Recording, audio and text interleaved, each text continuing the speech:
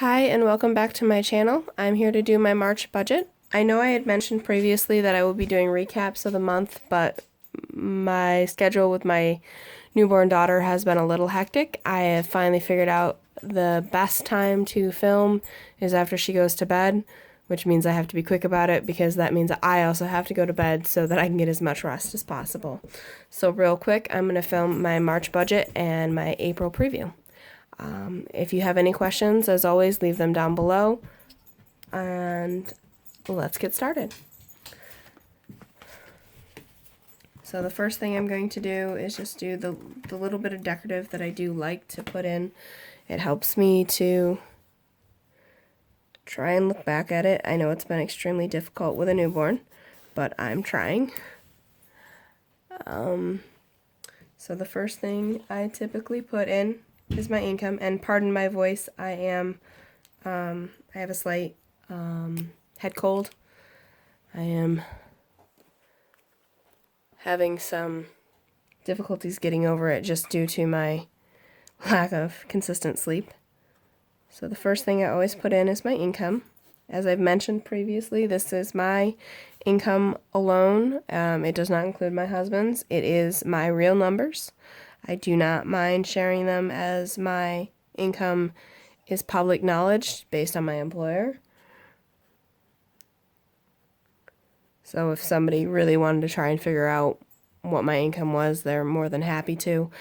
It obviously changes based on health insurance, retirement deductions, and things of that nature. So March is a 3-pay month. So I will have 3 paychecks. So first I'll have carry forward of, should not have any carry forward of cash. At least I'm not anticipating any. WFL is my employer. Like I said, I have 3 paychecks, so that's going to be a little higher than my average. Then I have cell phone money, which is reimbursement from my husband and my mother. It would also be my aunt, but she paid 6 months in advance in January. I have LBS, which is my flexible spending, which is for all the health expenses that my husband and I have and then claim reimbursement for. And then other income, which comprises a variety of sources. It usually runs around $650 a month. So for the month of March, I am anticipating an income of $5,914 approximately. I have a closer estimate for my employment, my regular employment, but as of right now, it could still fluctuate a smidge. I want one more paycheck to come in before I really count on the amount to be solid. So that's it for my income. I do like to, on this sidebar, track or notate my various sources as they come in. So the first one I like to notate is the LBS, and that'll come in on 3/2 every Friday if I maintain my claims, meaning I claim as soon as it is expended. So this is where I track actual income coming in. And then my employment, which has 3.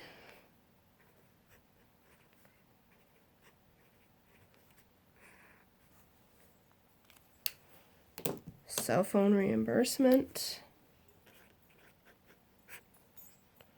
which I'm anticipating my mother and my husband.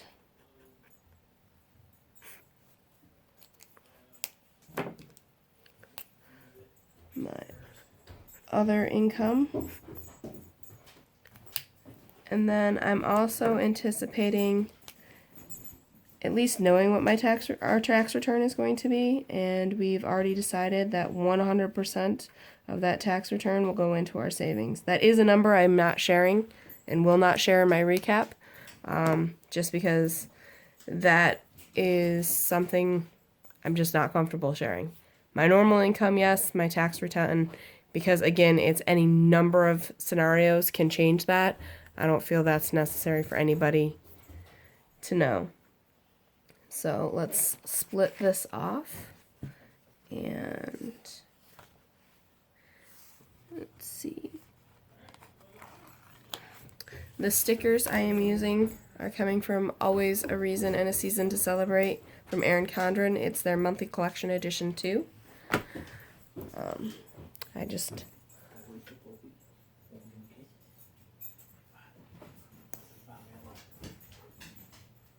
And if you hear any noises in the background, it would be probably my dog and potentially my husband, who's playing his video games now that he has a chance at the end of the day.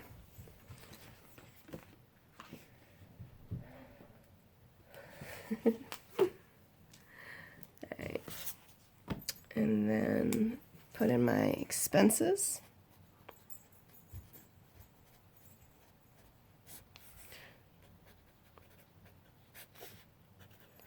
I'm hoping to be able to film my recaps for January and February tomorrow night, so I'll get those up as soon as I can.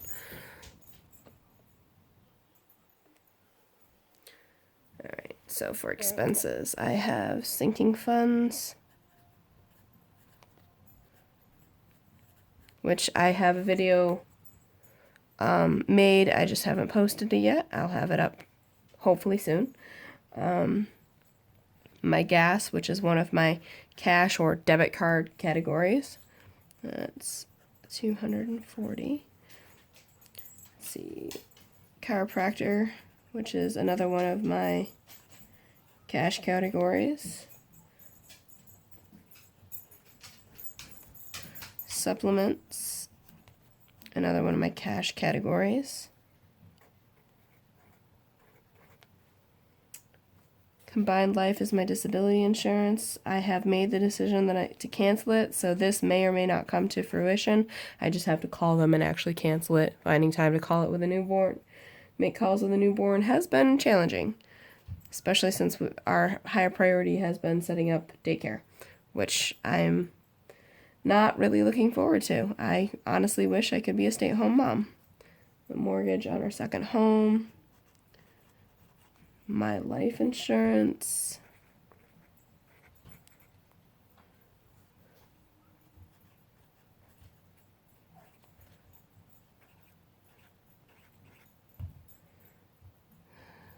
The electric on the garage for the second home. The cell phone bill, which is a family plan. There are 1, 2, 3, 4, 5 of us on the plan. And like I said, they all get reimbursed to me. My mom picks up a second person. My aunt has reimbursed me 6 months in advance, and then my husband also reimburses me for their share. My line of credit, this is the very, very last payment that I will be making, and the line of credit will be paid off. And then all that my husband and I will have for debt is his student loan and the mortgage on our second home. I did make some minor purchases on the credit card. I think this is an overestimate, but I'd rather be safe than sorry.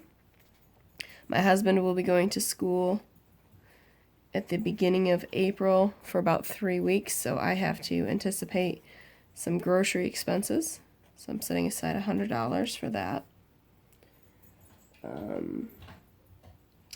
I have to now take into consideration daycare, which is quite expensive, and I'm very unhappy about it. But it is what it is. If we can find any alternative solution that would be my family, I would be so happy. We're going to pay down a little bit on the debt, which would actually be the mortgage. We've decided that's the one that's most advantageous to us in our current situation and goals to pay down. And then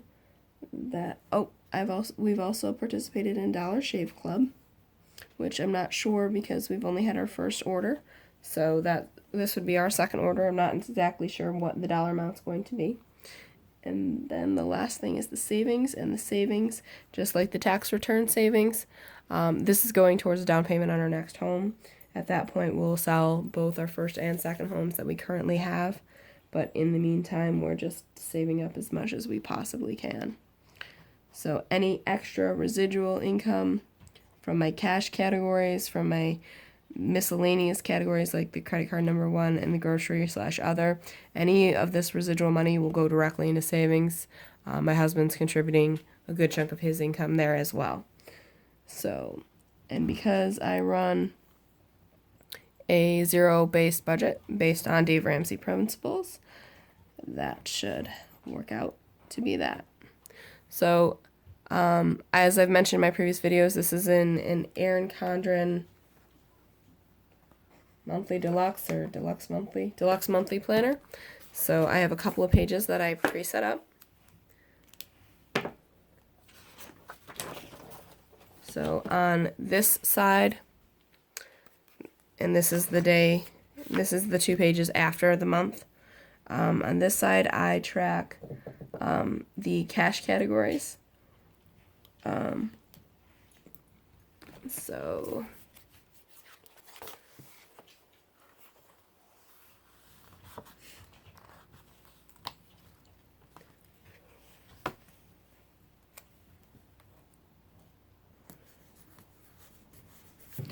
just a little decorative sticker makes me feel better. All right, so in this first column is our gas, or my gas. This is just strictly the gas that goes into my car, which I've budgeted for the month, $240. This is me going back to work middle of the month. I will only be working 4 days out of the week. I am using up my vacation days to take 1 day off a week to help me reintegrate into work and get used to leaving my child with somebody else as easily as possible. And then the chiropractor, that's that budget. The supplements,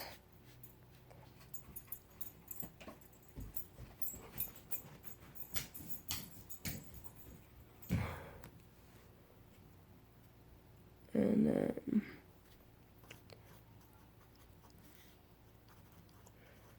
technically I don't plan on making any purchases with the credit card. The only thing we typically use it for, traditionally use it for, is the Verizon bill to get it off, to get the due date off the due date of the mortgage payment. I'm sure there are other ways to do it, but this is the way that works for us. And then other, while I technically have a budget, this would also be, this is primarily for groceries. It's the only reason why I even have a budget for this category. All right, so that's all I do, and then I track as I use it. I also track on the monthly spread my expenses, which I'll show you on my recaps. These are just the estimates of what I'm anticipating, like filling up with gas, taking time off, paydays, things of that nature. So that's what I do for those 2 pages.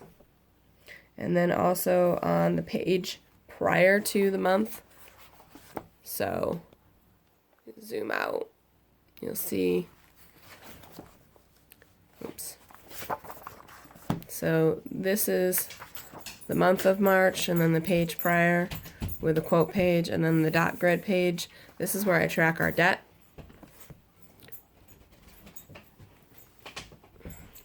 So I've pulled it down today. The day I'm filming this is February 28th. So I've just pulled the balances as of this date. So March.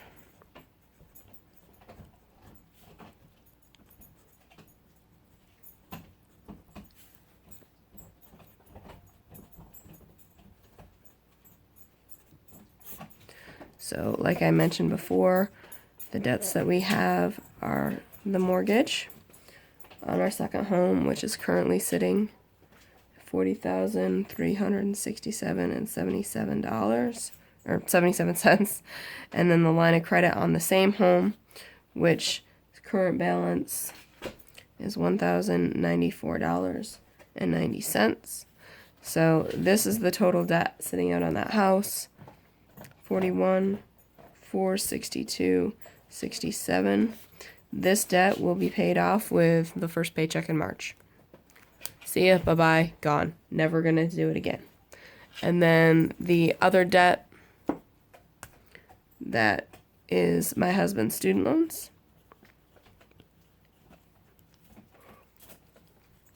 And they currently sit at $31,201.71. And this is as of 2/28/18. I just like to keep track of this information.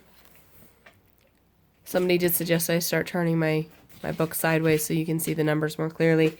I am trying. So that's it for what I put in the Erin Condren monthly planner.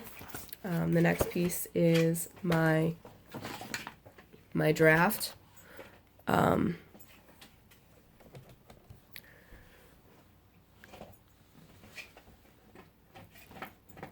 My draft budget.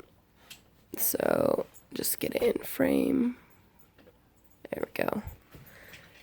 So for my draft budget, the first thing I like to do, or try to do, is go in and put in my income sources. So I'm going to have carry forward of $692. That's, I budget per paycheck, especially for big items like daycare. So I've budgeted March 2nd's daycare expenses into March, or April 2nd's daycare expenses into that March number. So that's part of my carry forward. The other part of the carry forward is gas, groceries, chiropractor, supplements, like basically my cash categories. And then any big bills that I have to pay prior to receiving any sort of income. The other income I anticipate at the beginning of the month is cell phone, which pretty good about getting in a timely fashion. So then on the 6th, I anticipate LBS of about 67, other 650. On the 13th is my payday, so I'll receive my paycheck, and then LBS of 67-ish, assuming my claims go through in a timely fashion. And then on the 20th, I'll get LBS of 37. My husband will be out of town for the majority of the month. He'll be at school for the military, so I won't have him hit expenses of his to claim for reimbursement. I'll only have my own. And then the 27th is my other payday for the month, so that's $1,575, and LBS. And LBS, so say I have a service on the 3rd, I claim it on the 3rd. The earliest I would anticipate payment for that is the 13th. So there's usually a week to 2 week lag on the reimbursements, assuming I claim in a very timely fashion. So that would be it for my income for the month that I'm anticipated. My carry forward, which I call it an income, but it's not really. It's just so I can know that some of these expenses that I write down are covered by it. The cell phone, my employment, my reimbursement, and then other income. And then put in my expenses. So on the 2nd is daycare at $299. And actually, I'll just fill all of those in because that's every Monday. Based on what I'm reading, daycare is due the beginning of the week. So like this daycare is picked up in here. This daycare will be paid with my other income. And then this income will pay for these 2 daycares, so on and so forth. It's a new expense that's very large, and we're trying to find alternative means. All right. Then on the 9th, I have Combined Life, $24. Again, that may not be there, but until I actually call and cancel it, it stays in my budget. And on the 15th, I have my mortgage. On the 16th, I have Northwest Mutual. It shouldn't have Dollar Shave Club in April because I'm on an every other month subscription, just because we don't need razors that frequently. And then NYSEG for the other house. Okay, I think that's it for other expenses. All right. So this is what it looks like with all the big bills in there. They all seem to fall about the same dates. So the next thing I put in every paycheck is when I set up my cash categories. It's when I pay my debts, and it's when I do my transfers for savings. So I'm going to fill in on the 13th and the 27th for those two categories. And this is something I plan out in advance. So I have my sinking funds of 60, set aside money for gas of 90, chiropractor, because my husband's going to be away, I don't need to set aside as much. So that would be 153. Supplements 50. Groceries 100. Then this is when I'll pay the debt. So I always pay debt first, even though I should pay savings. According to Dave Ramsey, it's always pay yourself first. But I just want to get that out of the way. And then what I should have left available from that particular paycheck, then this would be covering the mortgage payment and the daycare and Northwest Mutual that all happen prior to the next paycheck. What I should have available for savings is $147.95.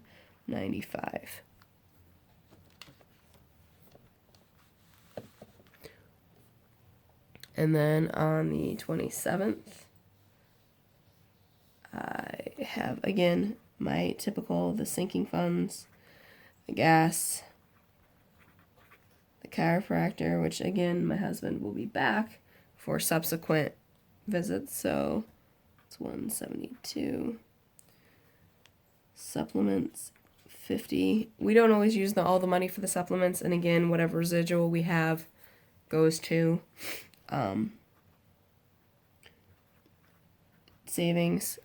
Verizon, this is when I'll pay the credit card that will have the Verizon charge on it. And then what I should have left with everything else that's accounted for against this particular income, $305 for savings.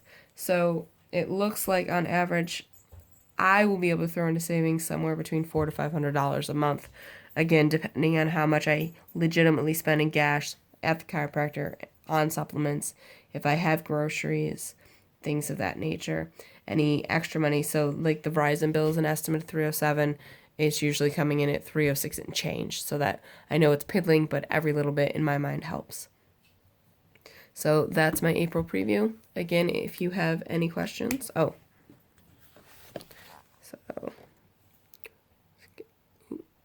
I'm not good at remembering which way my Zoom goes.